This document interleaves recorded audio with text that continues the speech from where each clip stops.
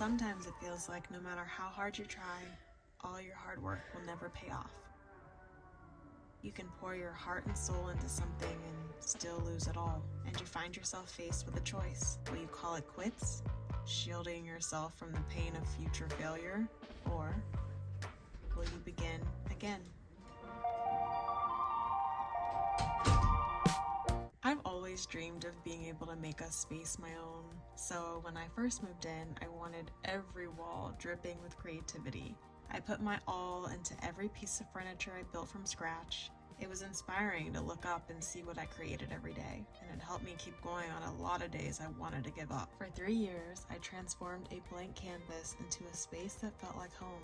I knew it was a temporary home, but the plan was to stay here until we were ready to buy a home. But that was my plan, not God's plan.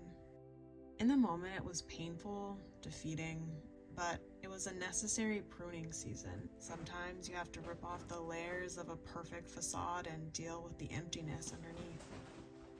I think the hardest thing about this move is the loss of momentum. If you've been here a while, you know I have struggled to stay consistent because the builds in themselves would take me forever, on top of filming and editing, on top of working a job. Sometimes my dreams felt impossible. And on top of that, I often let perfectionism stop me from showing up perfectly.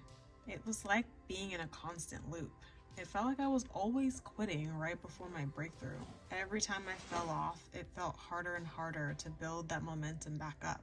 I'm gonna be so for real with y'all. I am tired of having to come on here talking about how I'm still stuck, posting and ghosting and saying I'm gonna be consistent, then disappearing time and time again. I'm tired of self-sabotaging and being my own biggest op. Like, how many more videos am I gonna make like this before I just do what I say I'm gonna do? Maybe you can relate.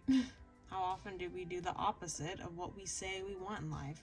Now I know our brains are hardwired to protect us from pain, but it can't always discern between the pain that will cause us real harm and the pain and discomfort that's necessary for our growth. And how do we even begin again when we have so much evidence of all the times we've tapped out in the past? I know firsthand it can be easy to fixate on everything we're doing wrong in this life, but even if you stop and start 1,000 times, that's still better than quitting entirely. It can feel like a dance with fear, taking a few steps forward and then shrinking back, but each time we begin again, we get a little bit braver, a little bit more resilient, and when we keep going, we inspire someone else to do the same. I am tempted to give up constantly.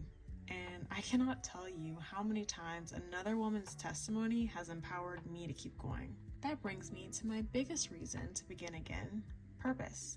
I finished reading The Purpose-Driven Life this year, and I wanted to share my biggest takeaways with y'all.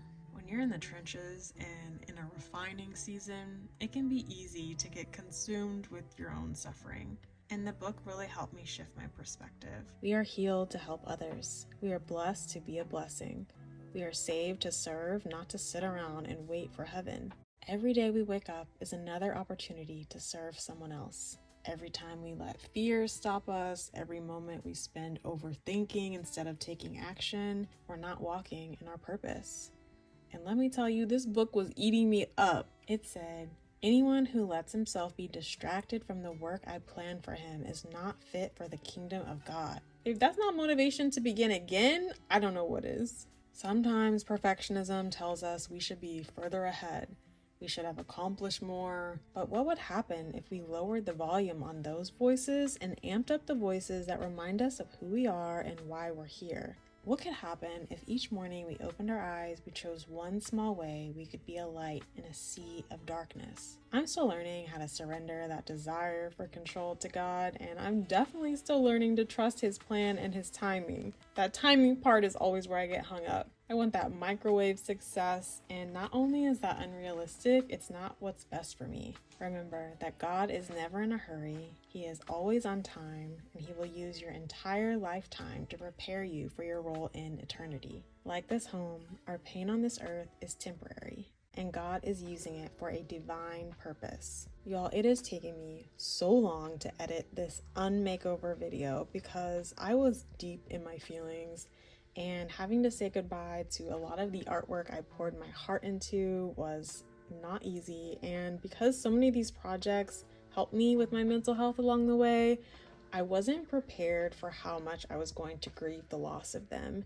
And to add insult to injury, my parents were renovating their house at this time. They had a miscommunication with their painter who painted over my mural that I did for To All the DIYs I Loved Before set, and I was just really going through it, y'all.